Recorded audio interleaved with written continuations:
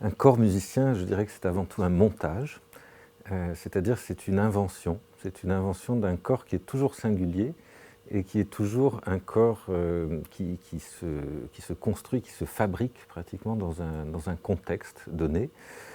Dans ce sens-là, les corps musiciens sont des corps très étonnants dans lesquels les organes finalement ne se situent pas là où on pourrait les attendre. Je donne un exemple très simple. On trouve dans l'histoire des discours, par exemple, sur la pratique pianistique, je veux dire par là dans la critique musicale, mais aussi dans les traités pédagogiques pour les pianos, on peut trouver l'idée, tout d'un coup, quelqu'un a écrit ça au XIXe siècle, que le pied qui joue de la pédale, c'est une sorte de poumon, c'est un poumon qui respire.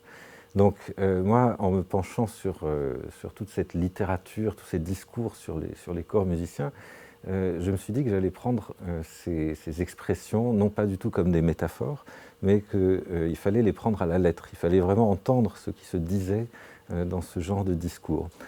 De la même manière, quand quelqu'un comme l'un des fils de Bach, Carl Philipp Emanuel Bach, qui est l'auteur d'un célèbre traité sur la manière de jouer du clavier, quand il dit que finalement tout l'enjeu de la technique pianistique, c'est d'avoir autant de doigts qu'on en a besoin, et donc plus que 10, je crois que là aussi il faut le prendre tout à fait à la lettre, de façon très, très concrète.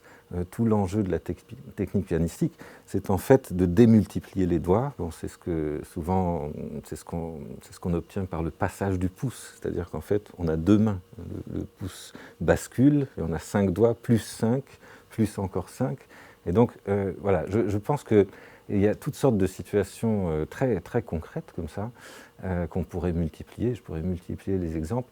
Mais à chaque fois, ce qui est en jeu, c'est une réinvention, une reconfiguration du corps. Donc je ne pourrais pas vraiment donner une définition de qu'est-ce que c'est un corps musicien, qu'est-ce que serait l'essence ou la structure fixe, figée d'un corps musicien. Je dirais plutôt au contraire qu'un corps musicien, c'est ce qui est toujours en train de devenir un corps autre qu'il n'est. C'est quelque chose dont tous les amateurs de musique, dont tous ceux qui pratiquent la musique font l'expérience tous les jours, même si peut-être ils ne se le formulent pas dans ces termes-là. On change de corps à chaque fois qu'on joue de la musique. On change de poumon, on change. Il y a aussi des circulations entre membres et entre organes qui s'établissent, qui s'inventent. Le pied devenant un poumon, le doigt devenant parfois un pied, enfin, etc.